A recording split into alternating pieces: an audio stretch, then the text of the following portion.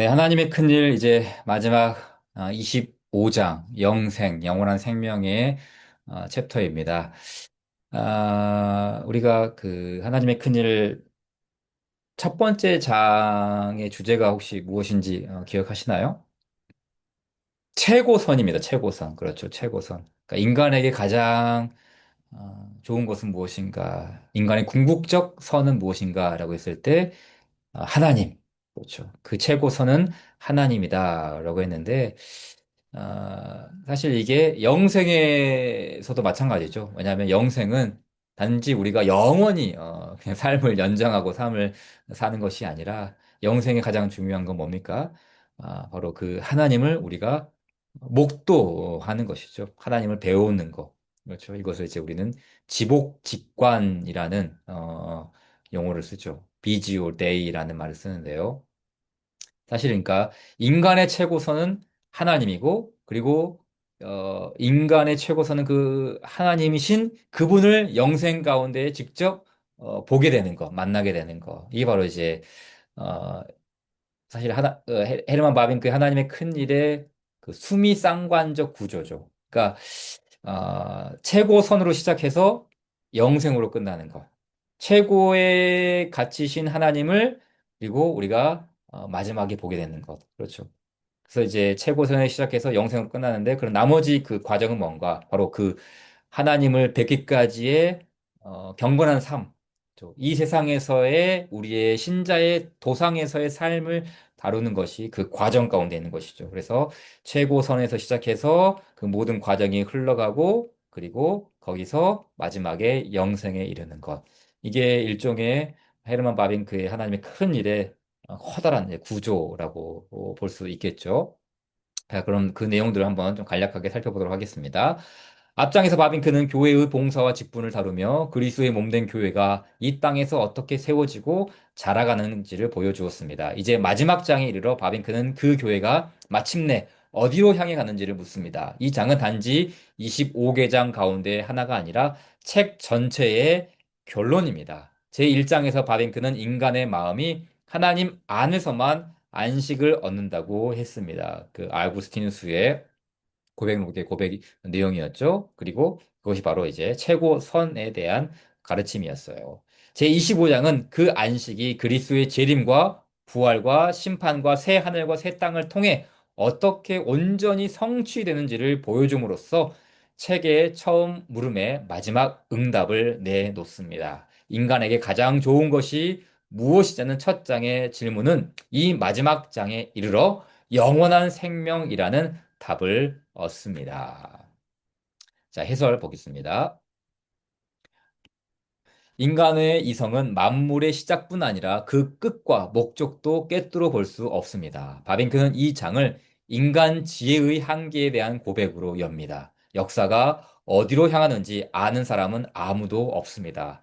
바빙크 당시 학계에는 이 물음에 대한 두 가지 상반된 답이 유행하고 있었습니다. 하나는 유물론입니다. 죽음이 모든 것의 끝이며 사후 존재에 대한 믿음은 어리석은 것이라는 주장입니다. 그러나 이런 무미건조한 가르침은 오래가지 못했습니다. 인류는 소망 없이 살 수 없는 존재이기 때문입니다. 그래서 다른 극단이 나타났습니다. 죽은 자들이 여전히 산 자들과 교통한다거나 영혼이 죽은 후 다른 몸으로 옮겨간다는 윤회와 유사한 사상과 죽은 자의 영을 불러내어 숭배하는 심령술이 새로운 지혜인 양 되살아난 것입니다. 바빙크는 이 흐름이 진화론과 긴밀히 연결되어 있음을 지적합니다. 과거에 생명이 무생물에서 인간이 동물에서 나올 수 있었다면 어째서 인간이 죽음 이후에도 더 높은 존재로 발전해 갈 수 없겠느냐는 논리입니다. 그러나 바빙크는 이 논리가 스스로 무너진다고 봅니다. 진화에는 도무지 종착점이 없기 때문입니다. 발전이 계속된다면 영원한 안식이라는 것은 애초에 성립할 수 없습니다. 그래서 일부는 결국 모든 것이 끝없이 순환한다는 고대 이교의 영원 회귀 사상으로 되돌아가고 맙니다. 심판과 형벌의 교리를 거부하려 했던 이들이 그 싸움의 열기 속에서 영원한 생명에 대한 소망까지 함께 잃어버린 것입니다. 바빙크는 이 물음의 진정한 답을 이스라엘에게서 찾습니다. 구약 성경은 영혼 불멸이라는 개념을 따로 가르치지 않습니다. 대신 훨씬 더 풍성한 생명과 죽음의 개념을 우리에게 보여줍니다. 구약에서 죽음은 소멸이나 무로 돌아감을 뜻하지 않습니다. 그것은 원래 하나님과의 교제 안에서 인간이 누리던 온전하고 풍성한 생명과 대조되는 상태입니다. 그렇죠. 이게 구약 성경이 가르쳐주는 인간의 본래 상태의 모습이었죠. 하나님을 대면하고 하나님을 볼 수 있었고 하나님의 음성을 들을 수 있었고 하나님과 너무나도 친밀하여서 온전하고 풍성한 삶을 살아갈 수 있었던 것이 낙원의 삶이었죠. 사람이 죽으면 몸만이 아니라 영혼까지도 수월이라 불리는 죽은 자들의 세계에 속하게 됩니다. 그곳에서는 하나님을 찬양할 수도 그분의 놀라운 일을 볼 수도 없습니다. 반대로 생명이란 하나님과의 교제, 그리고 그분의 백성과 땅과의 교제를 포함하는 충만한 복이었습니다. 만일 아담이 순종했더라면 몸과 영혼이 나누지 않고 하나님과 인류와 땅과 맺은 관계가 끊어지지 않은 채 영원히 살았을 것입니다. 죄로 인해 죽음이 들어왔지만 하나님은 은혜로 언약을 통해 그 교제를 다시 세우십니다.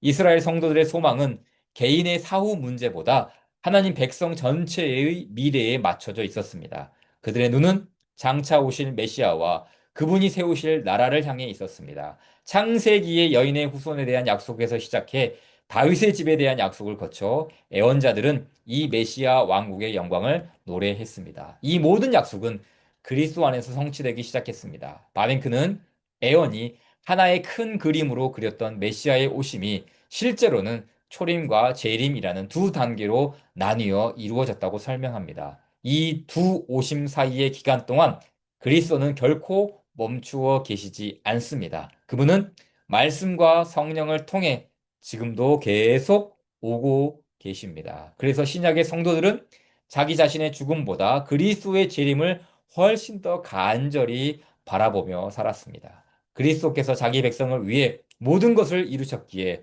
믿는 자는 죽는 즉시 그리스도와 함께 있게 됩니다. 그러나 이 상태는 아직 완전하지 않습니다. 몸은 여전히 무덤에 남아 있기 때문입니다. 그래서 성경은 이 상태를 그리스도 안에서 잠들었다고 부릅니다. 온전한 구원의 몸의 부활을 기다립니다. 그리스도께서 재림하실 때 의인과 악인이 다 함께 부활하지만 그 둘은 성격이 전혀 다릅니다. 의인의 부활체는 썩지 않고 영원롭게 되어 그리스도의 부활하신 몸을 담습니다. 부활에 이어 최후 심판이 있습니다. 그리스도께서 완전한 공의와 자비로 온 인류를 심판하시며 그 결과 의인과 악인 사이에 영원한 구별이 있게 됩니다. 이 심판 후에는 세상의 소멸이 아니라 갱신이 있습니다. 하늘과 땅은 사라지는 것이 아니라 새롭게 되어 하나님이 자기 백성과 함께 거하시는 새 에루살렘이 그 안에 임합니다. 자, 핵심 문장입니다. 영원전부터 교회를 사랑하시고 자신을 죽음에 내어주시는 그가 다시 오실 것이다. 그분은 교회를 자기에게로 영접하시고 그분의 영광에 영원히 참여하게 하실 것이다. 교회의 구주와 심판자는 동일하신 분이다. 그렇죠. 심판자와 구주가 서로 다른 인격이라면 마지막 날은 네, 두려움의 날일 수밖에 없습니다. 그러나 바빙크는 그 자리에 앉으실 분이 바로 교회를 영원전부터 사랑하여 죽기까지 내어주신 그분이라고 말합니다. 그래서 신자에게 재림은 심판이 아니라 재회이죠. 그리스도를 우리가 다시 만나는 것. 이것이 바로 하나님을 지복, 직관, 네, 하나님을 만나는, 하나님 보게 되는 영원한 만남이라는 것들을 가르쳐 주고 있죠. 자, 그리고 마지막 하나님의 큰 일의 문장이 이렇게 끝납니다. 이는 만물이 주에게서 나오고 주로 말미암고 주에게로 돌아감이라. 그에게 영광이 세세에 있을지어다. 아멘. 무엇으로 끝납니까?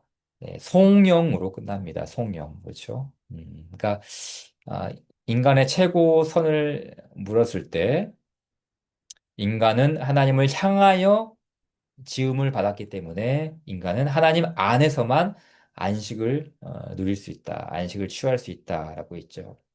그러니까 이 안식에 대한 물음이 성령 안에서 마침내 쉼을 얻게 된다는 거. 그렇죠. 만물이 주에게서 나오고 주로 말미암고 주에게로 돌아갑니다. 그러니까 이 마지막 장의 성령이 사실은 그 하나님의 큰일 25장 전체에 골고루 퍼져 있는 것이죠. 그렇죠? 그러니까 이 만물이 주에게서 나오고 주로 말미암과 암고 주에게로 돌아갑니다. 그 모든 과정, 그렇죠. 그 모든 신자들의 신앙생활, 그렇죠? 하나님의 큰 일, 그렇죠? 우리를 위하여 행하신 하나님의 큰 일이 다 뭡니까? 만물이 주에게서 나오고 주로 말미암고 주에게로 돌아갑니다. 그렇기 때문에 우리의 구원, 우리의 유익, 우리의 영생, 이게 다 뭡니까? 성령이죠, 성령. 찬송과 경배죠. 예배가 되는 것이죠. 영광이 세세에 있을지어다. 그러니까 하나님의 큰 일의 그 제목이라는 것, 그 자체가 사실은 뭡니까? 예배의 언어를 담고 있는 것이죠. 그렇죠? 예배의 언어. 우리를 위하여 하나님께서 큰 일을 행하셨다. 그렇기 때문에 우리 모든 하나님께서 우리를 위하여 행하신 그 전 생애의 과정이 다 이 예배의 문법 속에 들어가 있는 것. 이것이 바로 바빙크의 하나님의 큰 일의 큰 커다란 내용이라는 사실이죠. 자, 이상으로 우리가 이 하나님의 큰 일을 방독했는데요. 물론 우리가 뭐 다 읽지는 못했고요. 또 간략간략하게 이제 해설을 하면서 그 내용들을 좀 곁눈질하는 내용으로 달려왔는데요. 여러분들이 직접 네, 사실은 이제 바빙크를 읽고 네, 그리고 그 바빙크와의 대화 속에서 우리가 다루었던 내용들을 조금 더 촘촘하게 다루어 간다면 바빙크의 사상 속에 더 풍성한 의미들을 발견할 수 있을 것이고 또 아직 개혁교의학에 조금 선뜻 다가가기에 좀 어려운 분들이 있었다면, 요 하나님의 큰 일을 이제 발판 삼아서 개혁교의학을 도전해 보는 것도 참 의미 있는 일이라고 좀 생각이 듭니다. 아무튼 여러분들 수고 많으셨고요. 이 더운 여름에 또 사역하시고 또 가정 돌보시고 여러 가지 일들 하시느라 수고 많으셨는데요. 다시 한번 또 다른 모임을 통해서 또 다른 과정을 통해서 또 뵐 수 있기를 또 간절히 소망해 봅니다. 수고 많으셨습니다.